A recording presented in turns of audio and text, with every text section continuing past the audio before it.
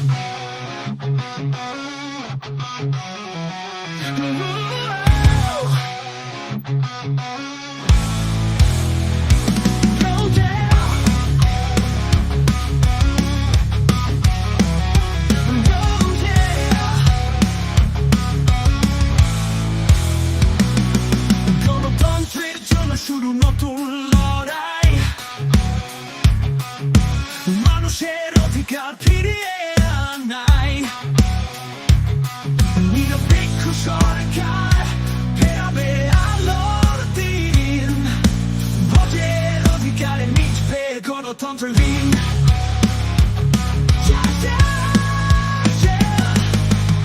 সংবিধান শাসবে মানুষের পথে, ভবিষ্যৎ করবে মুক্তির রথে।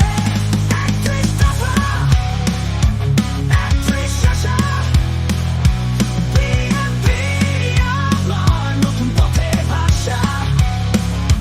৩১ দফা, ৩১ আশা, বিএনপি আমার নতুন পথের ভাষা। আপনাদের সবাইকে ধন্যবাদ। মাননীয় প্রধান উপদেষ্টা বলেছেন যে ফেব্রুয়ারিতে নির্বাচন হবে, অতএব আপনারা সবাই প্রস্তুতি নেন। সামনে নির্বাচন আসছে, ঘরে ঘরে যে ভোট নিবেন। 16 বছর পর জনগণ প্রথম ভোট দিবে, প্রথম ভোট হবে ধানের শীষের পক্ষে ভোট।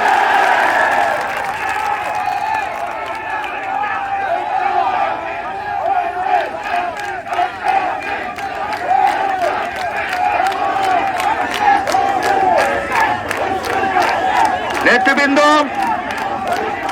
ভাইয়েরা,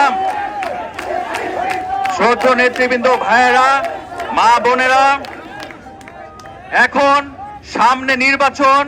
আল্লাহর ইচ্ছায়, জনগণের সহযোগিতায় আমরা দেশ পরিচালনা করলে এই কেরানীগঞ্জ ঢাকা 2 আসনকে আমরা একটি সন্ত্রাস মুক্ত, মাদক মুক্ত, নারী নির্যাতন মুক্ত, শিক্ষিত, উন্নত এলাকা গড়ে তুলব আমাদের নেতা জনাব তারেক রহমানের নেতৃত্বে।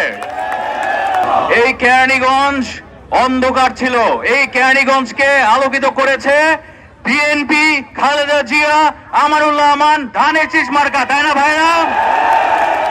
সামনে কোন মার্কায় ভোট দিবেন?